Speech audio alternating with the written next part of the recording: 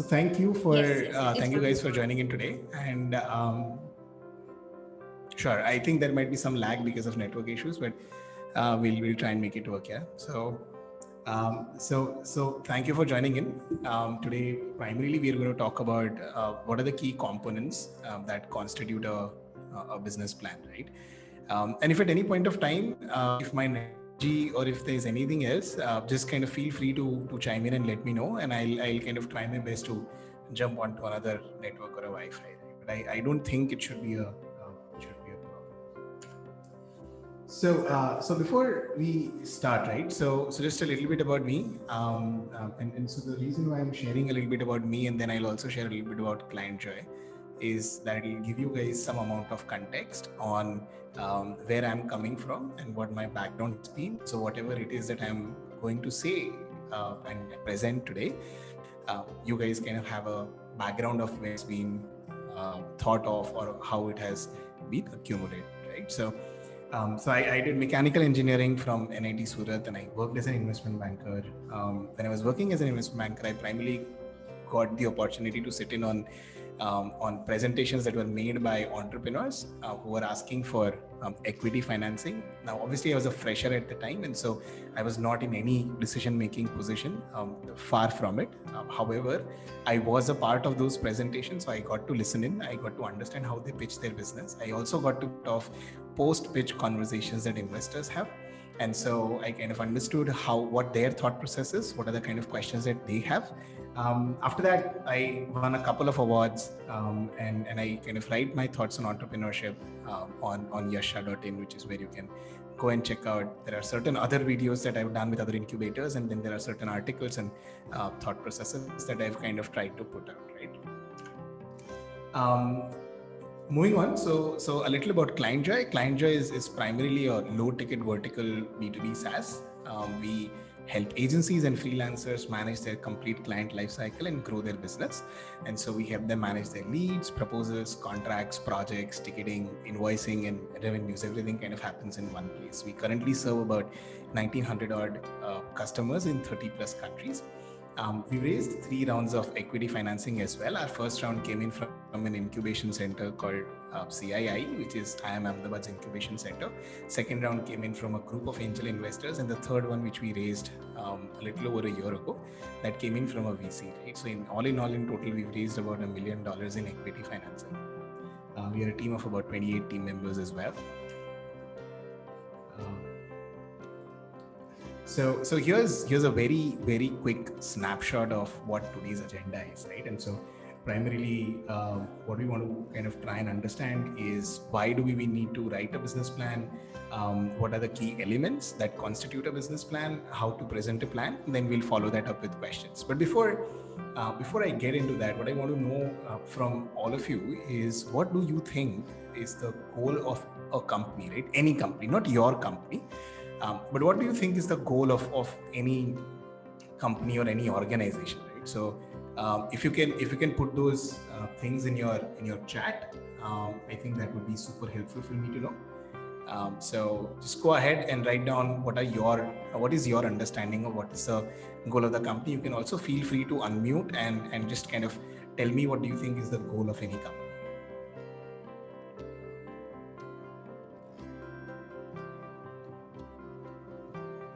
Just anyone can feel free to unmute and start. Hello. Yeah. Yash, this is Devin here, Devin Chida.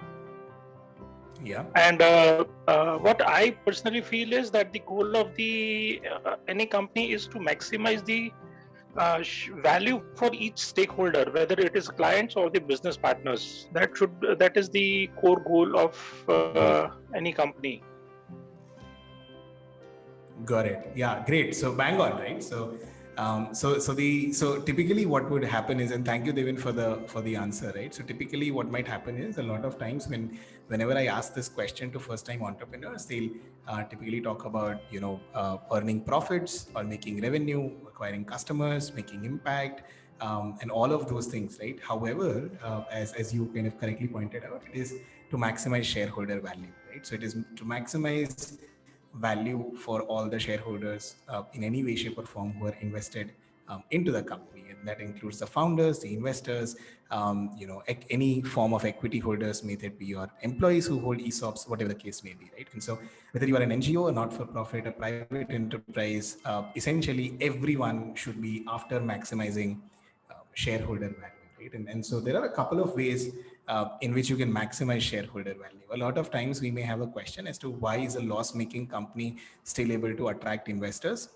So there's always a conversation as to why is cred able to raise funds even though they are not making enough revenues or they are not making enough profit. And so that's the reason, because that happens is because a lot of people see maximizing shareholder values in different ways. So you can, as I said, you can maximize shareholder value by, it can come from making profits, and it can come from growth, it can come from acquiring a large amount of market share, it can come from the amount of impact that you're creating, right? So if you are if you're a company that is a truly kind of a mom and pop store, or if you're a brick and mortar company, then you may want to make profit, and so that's kind of how you maximize shareholder. If you're an upstart, if you're just starting out, your growth kind of becomes a way of maximizing shareholder value. If you've achieved a certain stage, and if you're in a highly competitive industry, or if you're first to enter the market, then it can come from your ability to capture market share, which is what Flipkart was 6-7 years ago, which is where cred is right now. And if you're a social startup or a social impact startup, then it could come from the amount of impact that you're generating, right? And so it's important to first figure out what is the purpose as to why your company exists, and why are you running this company, and how will it maximize their shareholders' value. Now, once you know that, then the plan that you create has to be centered around the goal that you have demarked, saying, okay, this is how I'm going to maximize shareholder value for my company. So that's the first thing. It kind of is a hint in the direction of the destination that you kind of set for yourself whenever you are designing your business plan. The second thing, this is something that we hear a lot, is primarily the fact that entrepreneurs are doers, and so so we build our parachute on our way down when we are falling from the cliff.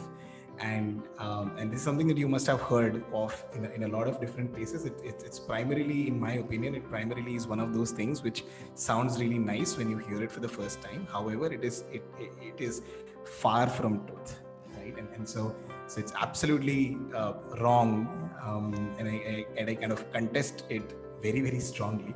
It's a misconception, right? Because almost everything that you do, it has to correlate with the plan that you have initially thought of and put in place, right? And so when you hear this for the first time, you may think that it kind of goes against the advice that is out there, which is where you're trying to kind of pivot and find your way. Or the next question might be that I'm just starting out, and it's been about 6 months since I thought of the idea, and I just have my first version of the product. I don't even know what the price of my product is. How can I predict 3 years into the future? How can I predict 5 years into the future? Right? Because predicting the future is one of the hardest things to do. And so how can I stick to a plan that I have created, even though I don't know what the future is going to be like, while I'm creating my projections or while I'm writing my pitch deck? And so the answer to that is the first reason as to why should you create a plan, right? So when you create a business plan, it is not something that is set in stone. Business plan is a living and breathing document, and it guides you where you go. And so as and when you change things into your business, you have to remember to make the change in your business plan as well. And so it's not a static document that you created for once and submitted it to an incubator or an investor or a customer or whoever that you are trying to convince. It is a document that you keep with yourself, whether it is 1 page or 40 page. And then every time that you learn something new and then you want to make an edit, you primarily go back to that document and then make those changes in the document and see how that impacts the overall roadmap, or see how that impacts the overall journey that you had planned out, right? The second thing as to why you need to write a business plan is because that plan is the only thing that links your performance with your activity, right? So it is the only thing that links your efforts to the outcome that you actually generate. So the typical approach that any startup will take or an entrepreneur should take is the DIM approach, right? Just discover, implement, measure approach, right? So try and discover a particular distribution channel, try and discover a particular technology stack, try and discover a particular set of talented people, implement that distribution channel, implement that tech stack, recruit those people, and then measure what impact did that distribution channel bring, what impact did that tech stack bring, what impact did those new people who you recruited bring, and then repeat the process, right? So that's the approach that any entrepreneur should follow. Now, if you've not documented if you've not documented your set of assumptions, if you've not documented your set of experiments that you are trying to validate, then you'll never be able to know what are the metrics to measure, and you'll never be able to figure out whether you are doing the same mistakes over and over again. And so having an initial document that tells you that this is essentially what you thought about when you said that, if I have these many people, if I have this much amount of funds, if I have these many resources, and this is where I'll be able to reach. And then 3 months later, if that changes, then make the change in the document itself, right? And the third thing, why it should be written is that if it doesn't work on paper, I mean, a lot of things work on paper and then don't end up working in real life. But if it does, if your idea doesn't work on paper, then there's no chance that it'll work in real life, right? So making things work on an Excel sheet or in a Word document is the easiest thing to do. If the idea or the plan does not do that, then it's never going to work in real life. And so it's also important to kind of use that as a validation factor. Whether my key metrics, whether my customer acquisition cost is something that I'll be able to recover in the first 3 or 4 months of acquiring my customers, whether my customer acquisition cost and lifetime value are in proper ratios, whether my churn rates are industry standard or not. And so all of those things, you have got to kind of create those as assumptions and then validate and measure later on. So these are the 3 kind of key reasons as to why you should write a business plan. The reason why I kind of talk about these is because before I talk about the components and the things that constitute a business plan, it's important to know the underlying reason as to why you should be doing that activity in the first place and how should it be carried out. Then the next part is, what are some of the key questions that your business plan should answer, right? Whether it is, and so just by the way, it's also important to remember that business plan is not necessarily a document. It could be a document, it could be handwritten, it could be an Excel sheet, it could be a presentation. It can take any form that you are comfortable maintaining in. It could be a one-pager, it could be a visual infographic, whatever the case is, whatever you are comfortable with, that is essentially the form that your business plan should take. But here are certain key questions that your business plan should always answer. And so the first one is what is the purpose of the plan that you're writing? Who is this plan for? Is this plan for your incubation center? Is this plan for sharing with your customer? Is this plan for your potential investors? Is this plan that you're writing to share it with potential co-founders or potential senior team members? What is the purpose of the plan that you're writing? Or is it just for yourself, right? So that you can kind of keep track. So that's the first thing that it should answer. And by the way, all of these plans are in their small little ways different from each other, right? So you want to pitch a different thing. If you're looking for a co-founder out there in the market, you may want to pitch differently. If you're looking for an investor, you may want to pitch differently. If you're looking for an incubation center, you may want to pitch differently. And so you may want to create all of these different versions of the business plan for yourself, right? And the second thing that it should answer is that what are the assumptions that you are making? So what are the things that will need to be true for this plan to work? More often than not, these assumptions are always in our head. And so we think of these things as assumptions. However, we don't write them down, right? And so assumptions are fairly simple to kind of think and write. And so as an example, if I were to give you an example of client joy, the simple assumption, and there's a list of assumptions. And so one of the assumption is that out of every 1,000 people that visit our website, we should be able to get 100 people to sign up onto our product. Out of every 100 people who sign up on our product, we should be able to convert at least 8 people to become our customers, paying customers over a period of time. Another example of the assumption is that our cost of customer acquisition should always be recovered within the first 3 to 4 months of acquiring that particular customer. Another example is that our ratio of cost of acquiring customer and lifetime value should be lesser than 5:1. Our churn rate on a month-on-month basis should be less than 3%, right? So all of these things are the assumptions that you write down, and then you create a business plan, and then while you're implementing the business plan, you kind of keep on validating or invalidating your assumptions, right?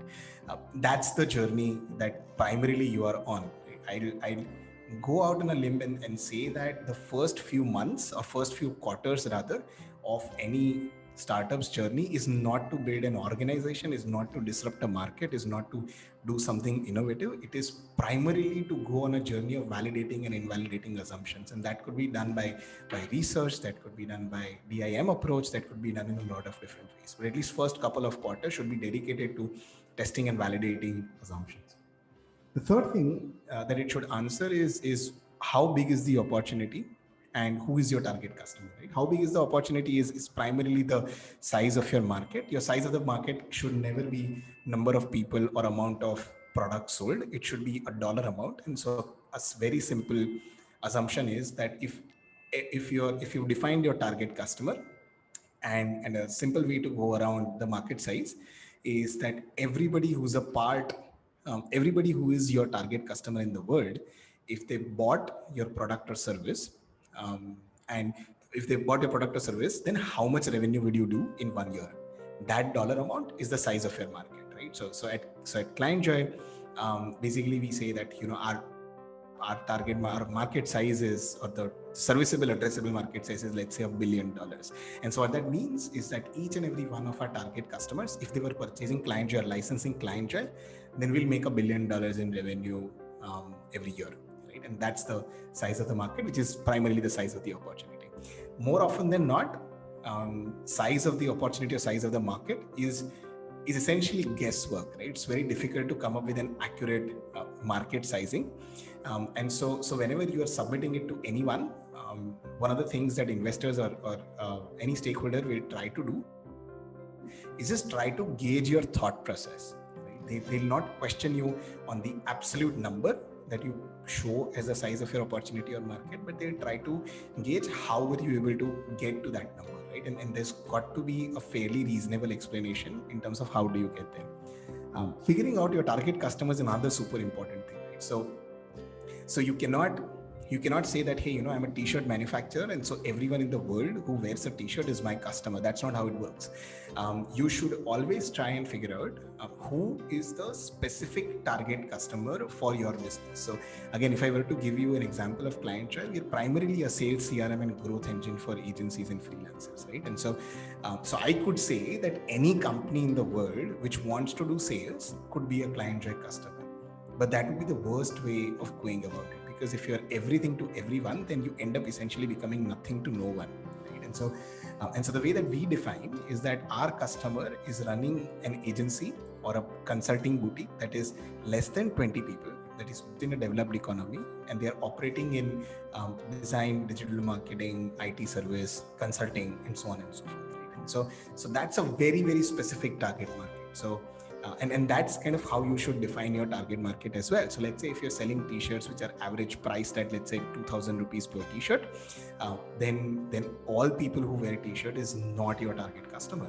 So you may want to say, my customer are males who have this much amount of earning per month or this much amount of net worth, who have this kind of fashion sense, who kind of shop online for their fashion requirements, and those are the people who are my customers, right? And so try and be as specific in terms of defining your customers as possible. The fourth thing is why should the customers be wary of you, right? Why should they be afraid of you? And it's important to remember that you don't want to answer the question how you are different from your competitor. You primarily want to answer the question, how are you better than the competition, right? Almost everyone that you come across, whoever is working with you, they'll always ask you the question, how are you different? How are you unique? What is your unique selling proposition? And so on and so forth. And so try and stay away from trying to figure out how are you different. try to always figure out how are you better, right? How are you 3x better, 4x better, 10x better, whatever the case may be. Because in an attempt, I mean, being different is not always equal to being better, right? So as an example, I mean, KRK is different than most actors. However, as an example, Nawazuddin Siddiqui is better than most actors, right? And so you always want to be better than your competition and not necessarily different from your competition, right? And so same example can be made for let's say Rakhi Sawant is different. However, Konkana Sen Sharma is better, right? And so on and so forth. The fifth one is it's the financial modeling, right? How does the company operate and make money? So and that is for private enterprises and startups, right? So these are some of the key questions that whatever business plan that you're creating, these are some of the key questions that it should always try and answer. So 3 things to keep in mind. These are fairly simple and easy to remember. Make it short and simple and clean. The idea is to create a document that can explain your business to someone in your absence, right? You should not be there when someone is reading your business plan. Even if you're absent, the other person should be able to make sense as to what is the business all about. If you're able to achieve that goal, then that business plan is good enough. The second thing is that what are the key milestones and validation points, right? So don't go after creating a vision and a mission for your organization. I'm not saying you should not have that. You should have that, but that's not the only thing that you may want to create or you want to have. You always want to have a key milestone and a validation point where you say what's the goal and how much time do you have to achieve that goal. So when we were early on and starting out, we would say that our mission is to, and even today, right? So our mission has not changed. Our mission is to help 100,000 agencies and freelancers grow, fulfill, and earn. However, it does not mean anything to an investor, right? So to an investor or a potential stakeholder or an incubation center, you want to give them a milestone, which is we want to be at $10,000 in monthly recurring revenue in the next 6 months, right? And so then that's a goal attached with a timeline, right? Which means something to the stakeholder that you are presenting to. So having a mission is always necessary because that kind of keeps your whole company aligned. However, having the key milestone and validation points are important to keep your stakeholders or shareholders aligned. Right? The third is realistic forecasts. So it's fairly easy to kind of create a formula and then kind of stretch it on the Excel sheet. If you've done that, please don't do that because Excel sheets, while they apply the correct formula cell after cell, real life is fairly different. And so try and bring in as much amount of realistic forecast as possible into your business plan. Now these are some of the these were some of the key aspects around why does any company exist, why you should have a plan, what are the key characteristics of a plan, what are the key aspects of a business plan. But once you've written the plan, you should also be able to pitch and communicate that plan as well. That plan will take different forms. It may take the form of a video somewhere, it may take form of a presentation, it may take form of an Excel sheet, it may take form of a document when you are actually sending it out to different people. And so communicating that is also as important as writing it. And so these are key aspects of creating a pitch out of your business plan, right? So your business plan is kind of your Bible of your business, and then pitch is a very short form trailer of what your business is going to be all about. Right? So there are a couple of things on this slide that I want to kind of take you through. So the first one is there are 4 key parts to this. So first is what are the parts that should be included in your presentation. The second is what are the key arguments that you should make when you're pitching your business to anyone. The third is how do you establish authority while you're pitching. And the fourth is what is the call to action and how many times should you follow up. So first, fairly simple, quick and easy one. What are the key parts? So the first is essentially introduction, problem, how is that problem being addressed currently, what is your solution, who are your competitors, how big is your market, how do you compare with your competitors, so how are you better, where are you today in terms of traction, who are the people who are behind this particular idea, what are the unit economics, how does the pricing and acquisition of customers work, and what's the general revenue model, right? So these are some of the things that you should always have in the pitch that you're sending out or that you're delivering either on video or in a presentation. Moving on to the second part, right? What are the key arguments that you want to offer? And so it's important to think that when you're communicating a pitch, you typically have 10 minutes, 15 minutes, or 20 minutes, something to that effect. And it's always very, very difficult to be able to condense your 6 months or a year or 2 years of hard work into 10 minutes. And so you don't want to share all the information right away, or else it becomes exhaustive for the person who's actually hearing to it or reading about it. And so you want to primarily, when you're giving a pitch, you want to make an argument. And so the argument is that why should the person who's going through it, why should they investigate more, right? So what are some of the things that you mention in your pitch deck that will generate interest for them to have more information about you or about the business that you're running, right? So let's say if you're so the goal of any pitch is not for you to close the deal. The goal for that pitch, whether it is sales or even the investment pitch, the goal for that pitch is to get another meeting, right? Is to get the next meeting. So what are the things that you share in your pitch deck across all the parts that I shared a little earlier? What are the things that you share in the pitch deck that will make them want to have another conversation with you, right? A coffee with you, a longer Zoom call, a lunch or dinner maybe. The third key thing to kind of keep in mind is how do you establish authority, right? So how do you make sure that the reader knows that you are an authority and that they can trust you. So you know enough about the segment that you exist in, and that they should trust whatever it is that you are saying, whether it is in the document or the pitch or whatever the case is, right? And so how do you kind of try and show that the space that you're talking about, the industry that you're talking about, you know more than what they know about the space, right? And that's kind of primarily how you establish authority. And the last is, and this is something that most people kind of forget, is putting in a call to action. So put yourself in the shoes of the reader, and then think as to what do you want the reader to do after they go through this pitch deck, right? And so do you want them to email, call, WhatsApp? What is it that you want them to do? The other key thing to remember is that when following up, so it's fairly well understood in sales and in pitching as well, that fortune always lies in follow up, right? So fortune lies in follow up, and so most deals close between the 7th and 13th follow up.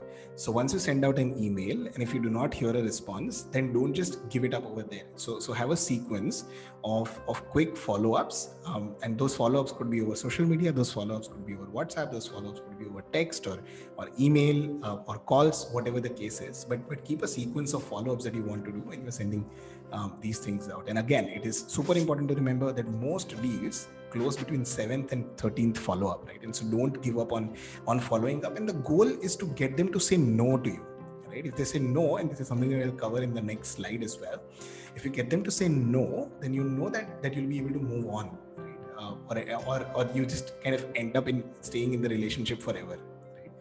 The other thing that I want you guys to also know in terms of an approach when you're creating a presentation is that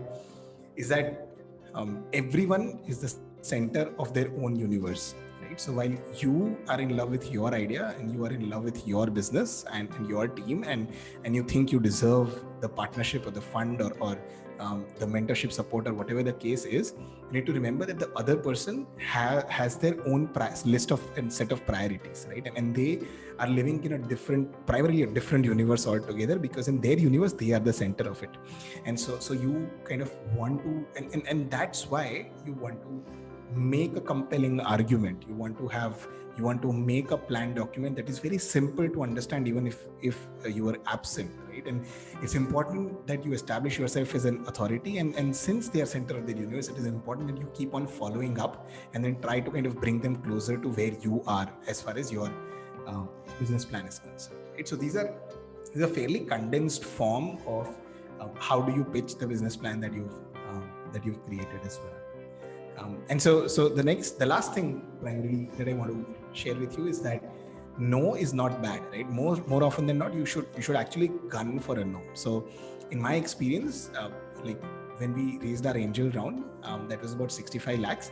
And so when we raised our angel round, we actually spoke to so we reached out to more than 200 angels. We spoke to about 100 angels, and then we got about 7 people to actually commit and invest money in the company, right? So don't think that, once you talk to 10 angel investors or 20 angel investors or 10 VC funds or 20 VC funds, and if they say no, then it's just not going to work out, right? So it's important to remember that you may have tens of no's. You only need one yes, right? And so try and reach out to as many more people as possible, whether it is from a co-founder standpoint, from an employee or team member standpoint, or recruitment standpoint, from an incubator standpoint, or an investor standpoint. And the goal is to get them to say no. Once they say no, then that's the biggest time saver, right? Because now you no more have to interact with them, and then you can actually move on. So it's actually good for you.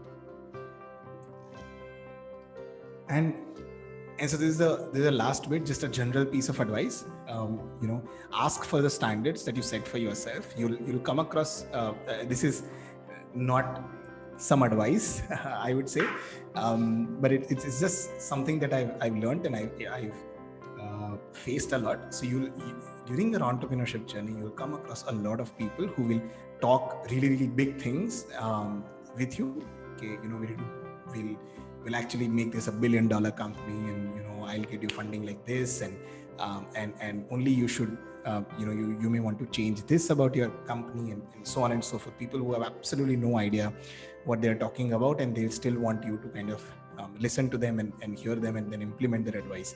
And so don't do that, right? So if the other person that you're interacting with, if they don't actually have a plan, just move on, right? Your time is critical, and you should respect your own time. And so only talk to people around that are at the same standard or above standard than you, right? So don't actually lower your standards just because you think that the other guy is talking fancy and they're talking about some things that you don't know. So that's just a general piece of advice, and that's a really, really big time saver. And so one of the things that I've always come across is that people are always uncertain about their own future, but they're absolutely sure about yours, right? So they're absolutely sure as to what you should do. And if you come across those kind of people, just move on, right? And that's primarily it. I'd be so that those were some of the things around the purpose of a company, around business plan, key aspects, key characteristics, key approaches, certain things around pitching that I kind of wanted to share with you, and I'd be happy to take up any questions that you might have.